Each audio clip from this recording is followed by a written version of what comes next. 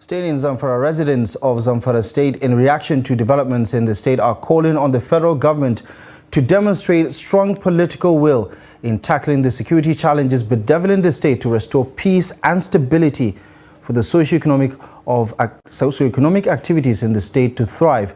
Now, they made the call in an interview with Trust Television News in Gusau, the Zamfara State capital, following the recent upsurge in activities of bandits which have crippled agricultural activities in the state.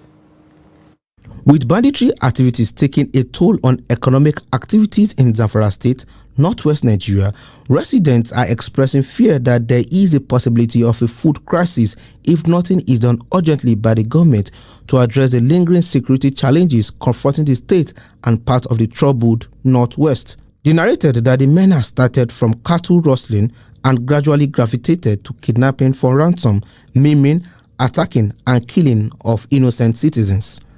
There's also the imposition of levies on farmers before they can access their farmlands for farming, adding that when the harvest season sets in, the farmers will also be asked to pay levies to harvest their crops. For retired Army Captain Mohammed Menace, the escalation in attacks and kidnapping in Zamfara State in recent times was an attempt by the armed bandits to force the government to call them to the negotiation table after the state government had made its position clear that it will not dialogue with them.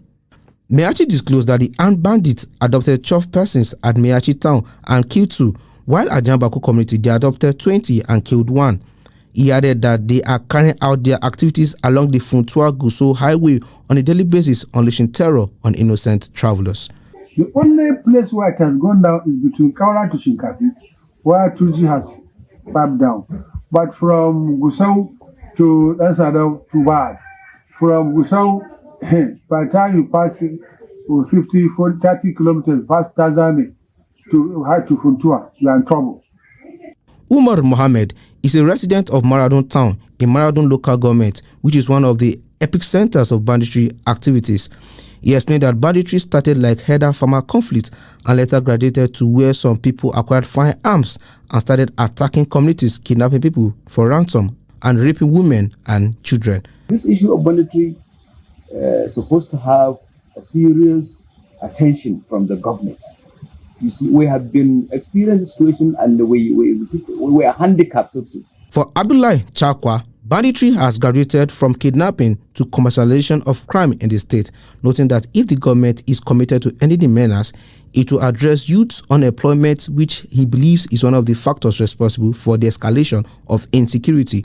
Now, those that are idlers in the society, therefore, government must to take stride measures, must to take giant action to deal decisively with the issue of unemployment among youth. Muhammad Menace and Umar Mohammed urged the government to be decisive in combating the armed bandits, insisting that negotiating with the bandits for now is not an option the government should think of.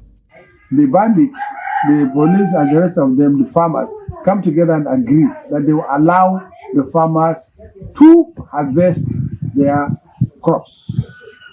So that's the aim. Their behavior was necessitated by the fact that they want the government to call them for negotiation. They all insisted that since all hideouts of the armed bandits are known, especially to the security agencies, the government should take the fight to the enclaves and clear them off because the bandits have wreaked havoc on innocent citizens as well as the economic activities in Zamfara State and parts of Northwest.